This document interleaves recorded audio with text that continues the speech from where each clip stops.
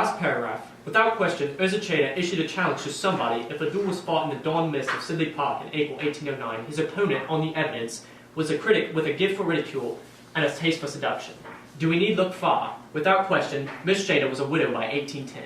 If we seek the occasion of Urzachada's early and unrecorded death, do we need look far? Without question, Lord Byron is the very season of his emergence as a literary figure, quit the country in a cloud of panic and mystery, and stayed abroad for 2 years at a time when continental travel was unusual and dangerous. If we seek his reason, do we need look far? Bollocks. Well, I think it's true. You left out everything which doesn't fit. Brian had just been begging for a few months about leaving England. There's a letter in February. But he didn't go, did he? And then he didn't sail until the beginning of July. Everything moved more slowly then. Time was different. He was 2 weeks in Falmouth waiting for wind or something. Bernard, I don't know why I'm bothering. You're arrogant, greedy, and reckless. You've gone from a glint in your eye to a sure thing in a hop and skip and a jump. You deserve what you get, and I think you're mad. But I can't help myself. You're like some exasperating child pedaling its tricycle towards the edge of a cliff. And I have to do something. So listen to me. If Brian killed Chada in a duel, I am a Marie of Romania. You'll end up with so much fame, you won't leave the house without a paper bag over your head. Actually, Bernard, as a scientist, your theory is incorrect. But I'm not a scientist. No, as a scientist. I have yet to hear a proper argument. Nobody would kill a man and then put a pen in his book. I mean, not that order. You must have been borrowed of the book and then written and reviewed who posted it. Succeeded Mrs. Chatter and fought in a duel and departed in all the space of 2 or 3 days. Why would you do that? Byron, It's hopeless. you've never understood him, and you've shown in your novelette. In my what? Oh, sorry. Did you think it was a work of historical revolutionism? Byron, the spoilt child, promoted beyond his gifts by the spirit of the age, and Caroline, the closet intellectual, shafted by a male society. I read that somewhere. In his review. And bloody well said, too! You got them backwards, darling. Caroline was a romantic waffle on wheels with no talent, and Byron was an 18th century rationalist touched by genius, and he killed Cheda. If it's not too late to change my mind, I'd like you to go ahead. I intend to. Look to the mote in your own eye. You even had the wrong bloke on the dust jacket. Dust jacket? What about my computer model? Aren't you going to mention it? It's inconclusive. The Piccadilly review's on a very good fit with Byron's other reviews, you see. What do you mean the wrong bloke? The other reviews aren't a very good fit for each other, are they? No, but differently. The parameters? Parameters. You can't stick Byron's head in your laptop like the average grouse. Well, it's all trivial anyway. What is? Personalities. I'm sorry, did you say trivial? It's a technical term. Not where I come from, it isn't. The questions you're asking don't matter, you see. It's like arguing who got there first with calculus. The English say Newton, the Germans say Leibniz. But it doesn't matter. Personalities. What matters is the calculus, scientific progress, knowledge. Really? Why? Why what? Why does scientific progress matter more than personalities? Is he serious? No, he's trivial. Bernard, Do yourself a favor. You're on a loser. Oh, you're going to zap me with penicillin and pesticides. Spare me that and I'll spare you the balm and aerosols, but don't confuse progress with perfectibility. A great poet is always timely, a great philosopher is in an urgent need. There's no rush for Isaac Newton, we were quite happy with Aristotle's cosmos. Personally, I preferred it. 55 crystal spheres geared to God's crankshaft is my idea of a satisfying universe. I can't think of anything more trivial than the speed of light. Quarks, quasars, big bangs, black holes, who gives a shit? How did you people con us all of that status? All that money? Why are you so pleased with yourselves? Are you against penicillin, Bernard? Don't feed the animals. I pushed a lot of you over a cliff myself, except the one in the wheelchair. I think I'd lose the sympathy vote before people had time to think it through. what the hell do you mean, dust jacket? If knowledge isn't self-knowledge, it isn't doing much, mate. Is the universe expanding? Is it contracting? Is it standing on one leg singing When Father Painted the Parlor? Leave me out. I can expand my universe without you. She walks in beauty like the night of cloudless climes and starry skies, and all that's best of dark and bright meet in her aspect and her eyes. There you are. He wrote it after coming home from a party. What is it that you're doing with grouse, Valentine? I'd love to know. He's not against penicillin, and he knows I'm not against poetry. I've given up on the grouse. You haven't, Valentine. I can't do it. Why? Too much noise. Too much bloody noise!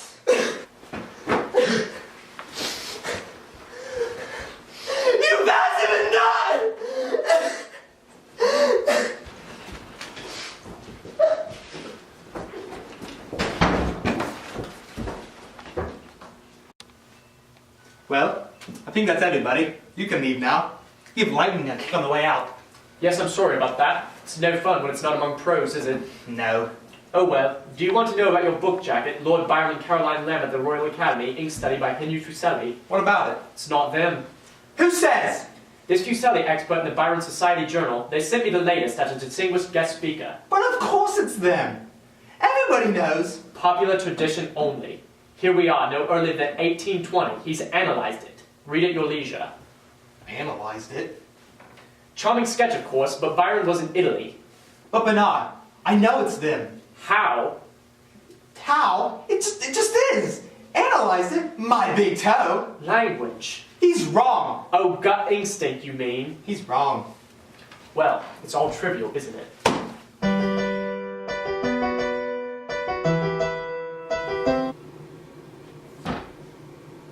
Mr. Zara? How are you, my dear Tristan? What brings you here? Oh, pleasure, pleasure. What else could bring anyone anywhere? Eating a drink as usual, I see, Henry. I have been observed that the Stoppard principles are easily born from these European habits. I believe it can be done to drink a glass of hock and seltzer before luncheon, and it is well done to drink it before luncheon. I took to drinking hock and seltzer for my nerves at a time when nerves were fashionable in a good society. This season it is trench foot, but I drink it regardless because I feel much better after it. You might have felt much better anyway. No, post hoc, proper hoc. But my dear Henry, casualty is no longer fashionable owing to the war. How illogical, since the war itself had causes. I forget what they were, but it was in all the papers at the time. Something about brave little Belgium, wasn't it? Was it? I thought it was Siberia. Brave little Siberia? No, I don't think so. The newspapers would have never risked calling the British public to arms without a proper regard for succinct alliteration. Oh, what nonsense you talk. It may be nonsense, but at least it's clever nonsense. I'm sick of cleverness. In point of fact, everything is chance.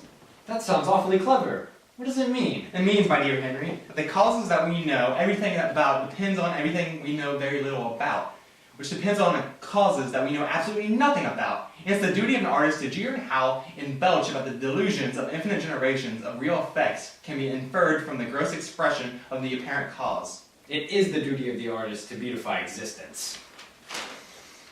Da da da da da da da da da da da da da da da. Dada, dada, dada, dada, dada, dada, dada, dada, dada, dada, dada, dada, dada, dada. Oh, what nonsense you talk! It may be nonsense, but at least it's not clever nonsense. Cleverness has been exploded, even with the much else, by the war.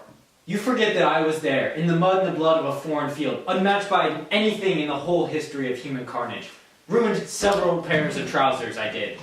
Nobody who has not been in the trenches can have the faintest conception of the horror of it. I had hardly set foot in France before I sank up to the knees in the pair of twilled jodhpurs with pigskin straps hand-stitched by Ramshed hawks. And so it went, the 16-ounce serge and heavy worsteds, the silk flannel mixture, until I was invalided out with a bullet through the calf of an irreplaceable lamb's wool dyed khaki, and the yarn to my own specification. I tell you, there is nothing in Switzerland to compare with it.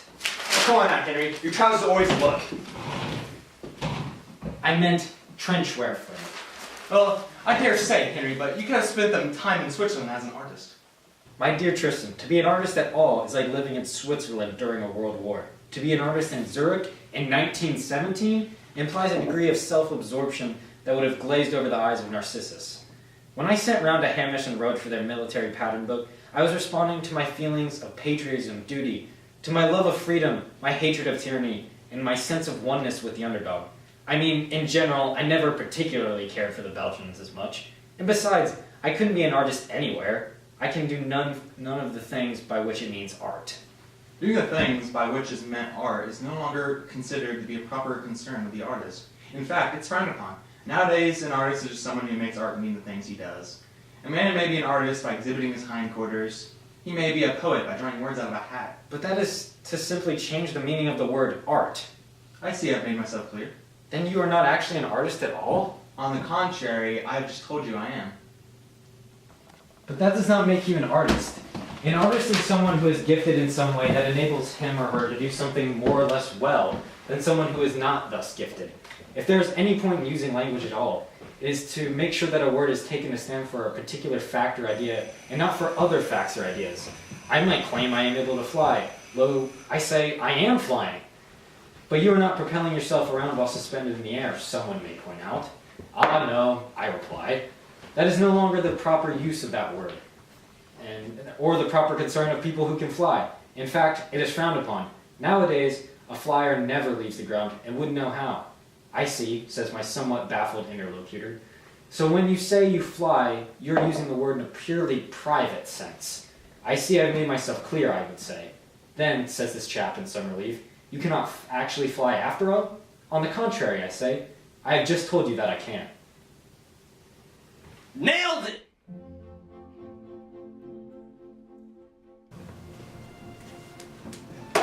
Heads. Heads.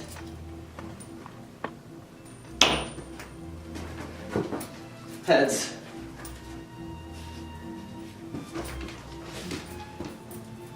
Heads. Heads. There is an art to the building up of suspense.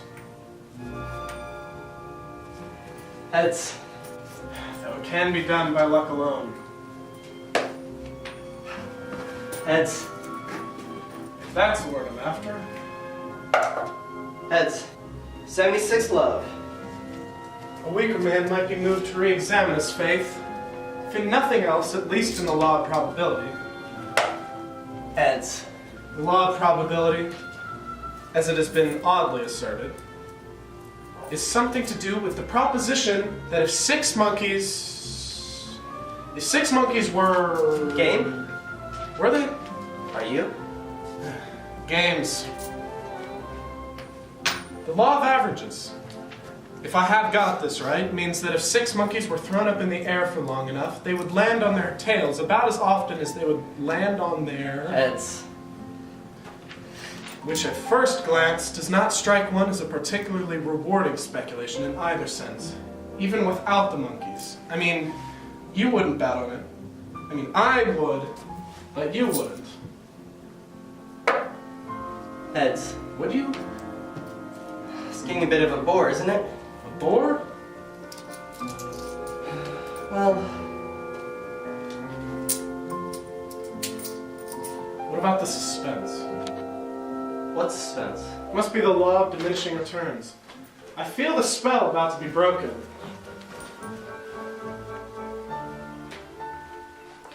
Well, it's an even chance, if my calculations are correct. 85 in a row. Beating the record. Don't be absurd. Easily. Is that it then? Is that all? What? A new record? Is that as far as you're prepared to go? Well, No questions? Not even a pause? you spun yourself. Not a flicker of doubt? Well, I won, didn't I? And if you'd lost? If they'd come down against you 85 times, one after another, just like that? 85 times in a row? Yes. What would you think? Well, look at the coins for a start. I'm relieved. At least we can still count on self-interest as a predictable factor. Suppose it's the loss to go. Your capacity for trust made me wonder if perhaps you alone... Touch. We've been spinning coins since... This is not the first time we've spun coins. Oh no, we've been spinning coins for as long as I can remember. How long is that? I forget. Mind you, 85 times? Yes? It'll take some time beating, I imagine. Is that what you imagine? Is that it? No fear? Fear? Fear! The crack that might flood your brain with light. Heads.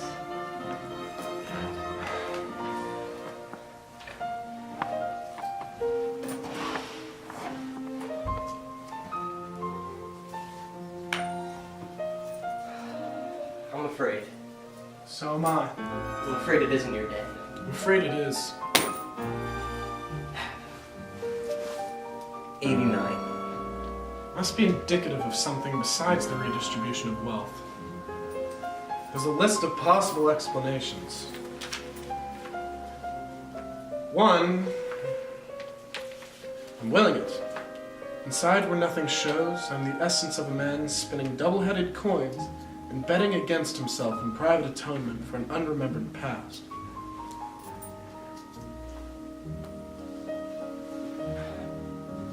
Heads. 2. Time has stopped dead, and a single experience of a coin being spun once has been repeated 90 times. On the whole, doubtful. 3. Divine intervention, that is to say, a good turn from above concerning him, a retribution from above concerning me.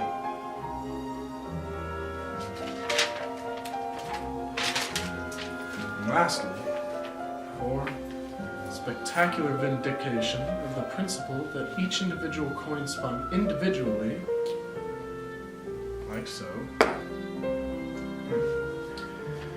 is as likely to come down heads as tails, and therefore should cause no surprise that each individual time it does.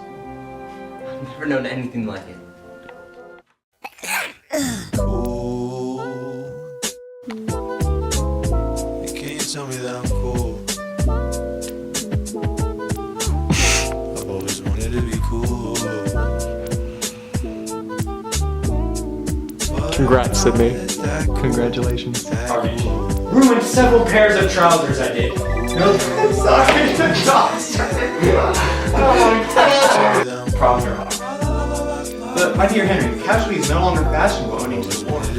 How logical, since the word itself had causes. I forget what... You've gone from a glint in your eye to a sure thing greedy and reckless.